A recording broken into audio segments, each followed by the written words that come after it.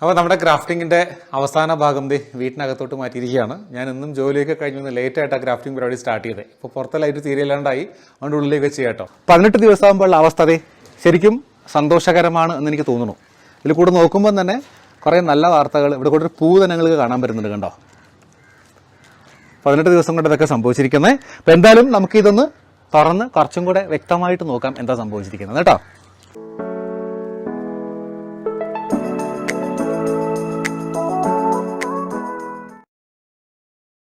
Hello, welcome to Saji's innovations.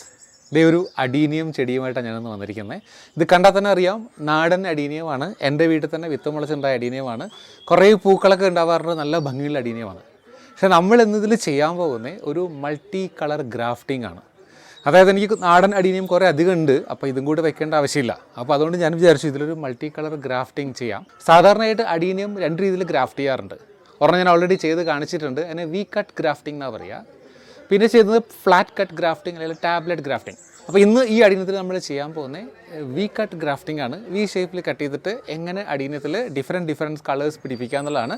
So video skip ചെയ്യാതെ last വരെ കാണുക.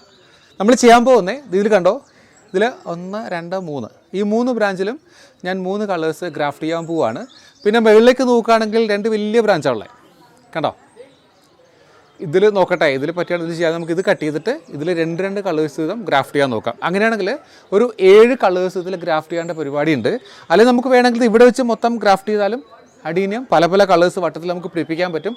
അതൊരു ഡിഫറൻറ്റ് ഷേപ്പ് ആയിരിക്കും. അപ്പോൾ ഞാൻ നേരത്തെ ഒരെണ്ണം ചെയ്തതുപോലെ നിങ്ങളെ കാണിച്ചിട്ടുണ്ട് സ്റ്റെപ്പ് ബൈ സ്റ്റെപ്പായിട്ട്. അത് ഞാൻ ഒന്ന് കാണിക്കാം, അതിൻ്റെ ഇപ്പോഴത്തെ അവസ്ഥ എന്താണെന്ന് കാണിക്കാം, എന്നിട്ട് നമുക്ക് ഇതിലേക്ക് കിടക്കാം.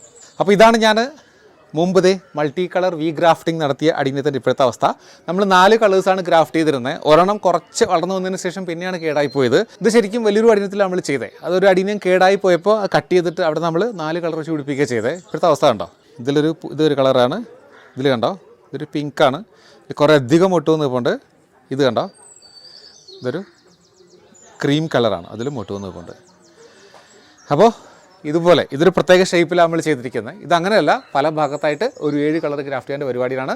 അപ്പോൾ നമുക്ക് ആദ്യം ഇതിന് ആവശ്യമായ കട്ടിങ്സ് എടുത്തിട്ട് ഞാൻ വരാം. കട്ടിങ്സ് എടുത്തിട്ട് വന്നതിന് ശേഷം നമുക്ക് പ്രൊസീജിയർ കാണാം. ഓക്കെ.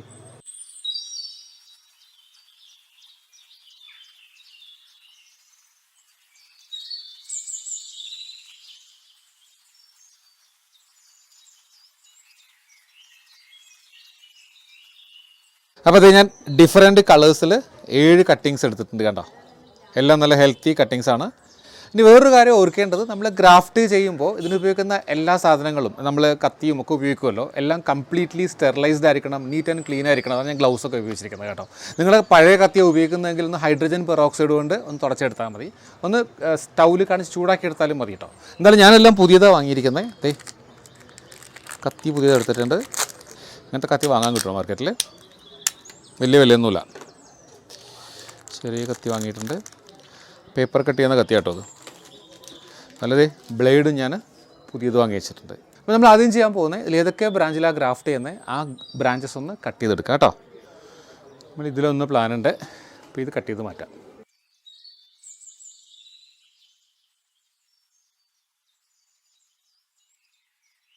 ഇനി ഇവിടെയാണ് കൺഫ്യൂഷൻ.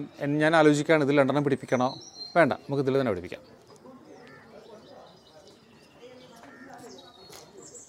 അതുകൊണ്ട് നമുക്ക് കുറച്ച് വലിയ കത്തി വേണ്ടി വരും കേട്ടോ. യെസ്. നമുക്കൊരു ടിഷ്യൂ പേപ്പറോ അത്യാവശ്യം വൃത്തിയുള്ള കോട്ടൺ ക്ലോത്തോ കൊണ്ട് ഈ ഊരി വരുന്ന കറയൊന്ന് ശരിക്കും തുടച്ചെടുക്കുക കേട്ടോ. അത് താഴേക്ക് ഒലിച്ചിറങ്ങുകയാണെങ്കിൽ സ്റ്റെമ്മ് കേടാവാൻ ചാൻസ് ഉണ്ട്. അതുകൊണ്ടാണ് എനിക്ക് തോന്നുന്നത് ഇതിലൊക്കെ ഒരെണ്ണേ പിടിപ്പിക്കാൻ പറ്റുള്ളൂ കേട്ടോ. ഞാൻ 7 എടുത്തു, നോക്കാം, നമുക്ക് പറ്റുപോലെ ചെയ്യാം. ഇനി നമ്മൾ ചെയ്യേണ്ടത്, ഇതിന് ഓരോന്നിനും നമ്മളെടുത്ത സ്റ്റെമ്മിന് ഇതിൽ ഓരോ കട്ടിങ്സിലും പാകമായ ഏകദേശം ഒരുപോലെ വലിപ്പം ഉണ്ടെങ്കിൽ നന്നായിരിക്കും ഗ്രാഫ്റ്റിങ്. അപ്പോൾ ഇത് കുറച്ച് വലിപ്പമുള്ളൊരു സ്റ്റെമ്മാണ് കണ്ടോ. അപ്പോൾ ഞാൻ കുറച്ച് വലിപ്പമുള്ള കട്ടിങ് അവിടേക്ക് ചൂസ് ചെയ്ത് ഏതാണ്ട് ഒരുപോലെ ആയിരിക്കും കണ്ടോ ചെയ്ത് കഴിഞ്ഞാൽ കണ്ടോ. അപ്പോൾ അങ്ങനെ ചെയ്യാം. നമുക്ക് ആദ്യം അതിൽ തന്നെ പിടിപ്പിക്കാം കേട്ടോ. വി കട്ട് ഗ്രാഫ്റ്റിംഗ് എന്നാണ് പറയുക. ഈ സ്റ്റെമ്മിൽ വി ഷേപ്പിലൊരു കട്ട് കൊടുക്കുക കേട്ടോ.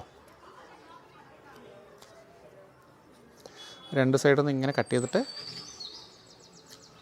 കണ്ടോ, ഏതാണ്ടൊരു വി ഷേപ്പിലാണ് ഞാൻ കട്ട് ചെയ്തിരിക്കുന്നത്. അത്ര തന്നെയുള്ളൊരു വി ഷേപ്പിൽ ഇവിടെ നിന്നൊരു കട്ട് ചെയ്ത് എടുക്കുക ഭാഗം കേട്ടോ. ചേരിച്ച് കൊടുക്കാം.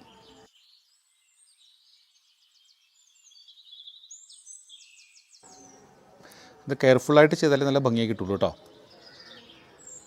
ഇത് ഗ്രാഫ്റ്റിങ്ങിന് ഇങ്ങനത്തെ പേപ്പർ സ്ട്രിപ്സ്, ഇങ്ങനത്തെ പോളിത്തീൻ്റെ സ്ട്രിപ്സ് മേടിക്കാൻ നമുക്ക് കിട്ടും മാർക്കറ്റിൽ. അതല്ലെങ്കിൽ സാധാ പോളിത്തീൻ കവർ വാങ്ങി നിങ്ങൾ കട്ട് ചെയ്തെടുത്താലും മതി കേട്ടോ. നമ്മൾ കട്ട് ചെയ്ത് വെച്ച ഈ ബ്രാഞ്ച് ഉണ്ടല്ലോ, അതിനെ ഇതിനകത്തേക്ക് ഇൻസേർട്ട് ചെയ്ത് കൊടുക്കുക. അതാണ്ട് കറക്റ്റ് ഷേപ്പിലിരിക്കണം കേട്ടോ, രണ്ടും കൂടെ കണ്ടോ, ഇങ്ങനെ പിടിച്ചിരിക്കണം. ഇനി നമുക്കിതിനൊന്ന് ചുറ്റി കൊടുക്കണം. ചുറ്റും എങ്ങനെയാണ് ഞാൻ കാണിച്ചു തരാം കേട്ടോ.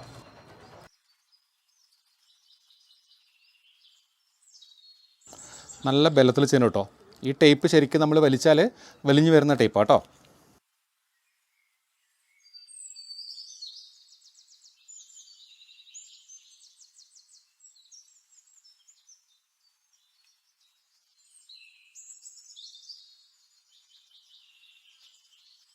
ഒരെണ്ണം നമ്മൾ പിടിപ്പിച്ചിട്ടുണ്ട്. ശരിക്കും ഒരു നാച്ചുറൽ ലുക്ക് ഉണ്ടല്ലേ ഇതിന്. പിന്നെ നമ്മൾ ചെയ്യാൻ പോകുന്നത് ഈ കാണുന്ന ബ്രാഞ്ചിൽ. അപ്പോൾ അതുമായിട്ട് ഏകദേശം വലിപ്പത്തിൽ സാമ്യമുള്ളൊരു ബ്രാഞ്ച് നമ്മൾ തിരഞ്ഞെടുക്കാൻ പോവുക. ഇത് ഓക്കെ ആവും, പെർഫെക്റ്റ് ഫിറ്റാണല്ലേ. അതെടുക്കാം. അപ്പോൾ അതിലും നേരത്തെ ചെയ്ത പോലെ കട്ടിട്ട് കൊടുക്കുക.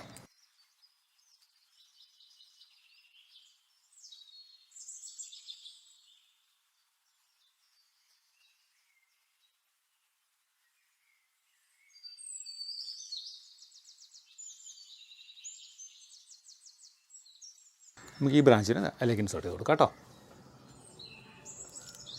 യെസ്, അതും പെർഫെക്റ്റാണ്.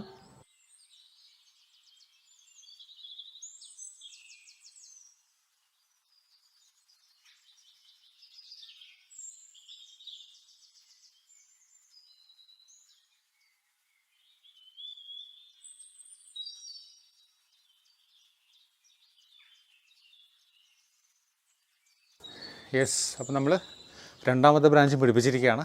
അപ്പോൾ ഇതുപോലെ ബാക്കിയും കൂടി പിടിപ്പിച്ചതിന് ശേഷം നമുക്ക് വീണ്ടും കാണാം കേട്ടോ. അപ്പോൾ ഇത് ചെയ്തുകൊണ്ട് അപ്പോഴേ ഓർത്ത കേട്ടോ, ഇതിൽ നമ്മൾ 2 കളേഴ്സ് പിടിപ്പിക്കാൻ പോവുകയാണ്. അപ്പോൾ അതും കൂടെ ഒന്ന് കാണിക്കാമെന്ന് വെച്ചു. അപ്പോൾ അവിടെ ഇരിക്കാൻ കണക്കായിട്ട് 2 ബ്രാഞ്ച് നമ്മൾ ചൂസ് ചെയ്യണം. ഇത് രണ്ടും ഇവിടെ ഓക്കെ ആവും തോന്നുന്നു ഓൾമോസ്റ്റ്. ഒന്ന് കട്ട് ചെയ്തെടുക്കാം ആദ്യം. ഈ ബ്ലേഡ് തന്നെ ഏറ്റവും സൗകര്യം കേട്ടോ കട്ട് ചെയ്യാൻ.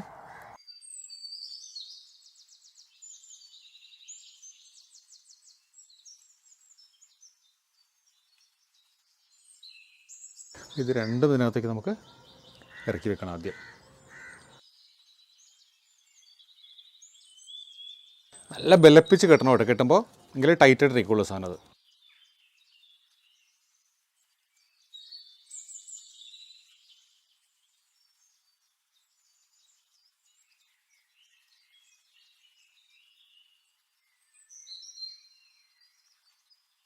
അത് നമ്മൾ ചെയ്യുമ്പോൾ ഇതിന് ഇടയ്ക്കും കൂടെ ഒന്ന് ചുറ്റി കൊടുക്കുക കേട്ടോ, ഒരു ഗ്യാപ്പ് കിട്ടാൻ വേണ്ടി. അത് 2 തണ്ടും കൂടെ ചേർന്ന് പോകും.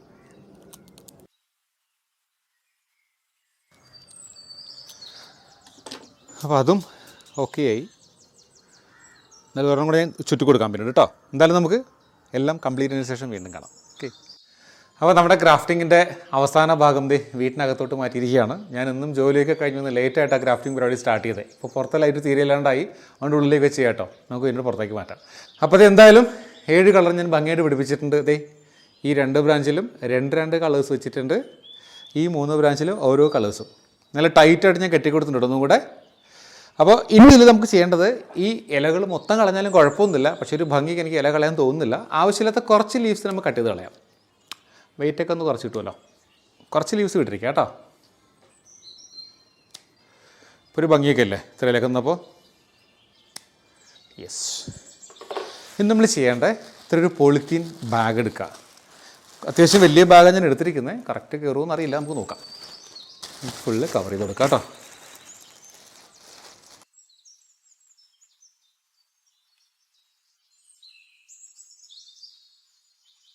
അപ്പം എന്നിട്ട് ഇതിനിവിടെ പിടിച്ചൊന്ന് കെട്ടിക്കൊടുക്കുക കേട്ടോ.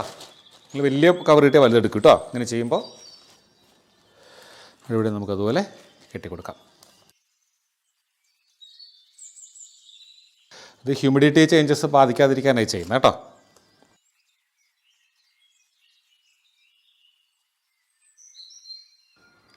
യെസ്, അപ്പോൾ നമ്മുടെ ഫുൾ പ്രൊസീജിയർ കംപ്ലീറ്റ് ആയിരിക്കുകയാണ്. ഇനി ചെയ്യേണ്ടത് ഒരു 15 ദിവസം ഇതിനെ ഷെയ്ഡിൽ വെക്കുക. വെയിലത്ത് വെക്കാനേ പാടില്ല കേട്ടോ. 15 ദിവസം ഷെയ്ഡിൽ വെക്കുക. എപ്പോഴും നനച്ചു കൊടുക്കണ്ട. എപ്പോഴെങ്കിലും നല്ല ഡ്രൈ ആകുമ്പോൾ വേണമെങ്കിൽ നമ്മൾ മദർ പ്ലാന്റിന് നേരത്തെ ചെയ്ത പോലെ വെള്ളം നനച്ചു കൊടുത്താൽ മതി. അപ്പോൾ 15 ദിവസത്തിന് ശേഷം നമുക്ക് വീണ്ടും കാണാം. Okay, hello, welcome back. നമ്മുടെ അഡീനിയത്തിൽ 7 നിറം അല്ലെങ്കിൽ 7 കളേഴ്സ് ഗ്രാഫ്റ്റ് ചെയ്തിട്ട് ഇന്ന് 18 ദിവസമായി.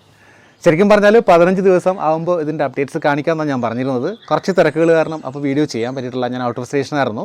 എന്തായാലും 18 ദിവസം ആകുമ്പോഴുള്ള അവസ്ഥ അതെ ശരിക്കും സന്തോഷകരമാണ് എന്ന് എനിക്ക് തോന്നുന്നു. ഇതിൽ കൂടെ നോക്കുമ്പോൾ തന്നെ കുറേ നല്ല വാർത്തകൾ, ഇവിടെ കൂടെ ഒരു പൂ തന്നെ നിങ്ങൾക്ക് കാണാൻ പറ്റുന്നുണ്ട്. കണ്ടോ, 18 ദിവസം കൊണ്ട് ഇതൊക്കെ സംഭവിച്ചിരിക്കുന്നത്. അപ്പോൾ എന്തായാലും നമുക്കിതൊന്ന് തുറന്ന് കുറച്ചും കൂടെ വ്യക്തമായിട്ട് നോക്കാം എന്താ സംഭവിച്ചിരിക്കുന്നത് കേട്ടോ.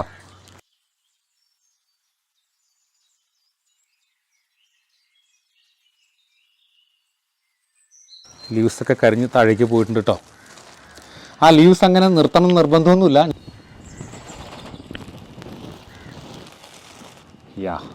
ഇതാണ് ഇപ്പോഴത്തെ അവസ്ഥ. ഇതാ പ്ലാസ്റ്റിക് തട്ടിയിട്ട് ഒന്ന് വളഞ്ഞു പോയതാ കേട്ടോ. നമ്മൾ 7 കളറിലാണ് പിടിപ്പിച്ചിരുന്നേ. ഒരു സംഭവം ഞാൻ ശ്രദ്ധിച്ചത്, നമ്മൾ ആ കട്ടിങ്സ് എടുത്ത സമയത്ത് ഇതിൽ മുട്ടകളൊന്നും ശ്രദ്ധിച്ചിരുന്നില്ല. എല്ലാത്തിലും മുട്ടുകളുണ്ടായിരുന്നു കേട്ടോ. വളരെ ചെറുതായിട്ടായിരിക്കും അപ്പോൾ ശ്രദ്ധിക്കാതെ പോയത്. ഇത് കണ്ടോ, ഒരു പൂവ് ഇങ്ങനെ വിരിയാൻ വരുന്നുണ്ട്. ഒരു പൂവ് വിരിഞ്ഞ് നിൽക്കുന്നുണ്ട്.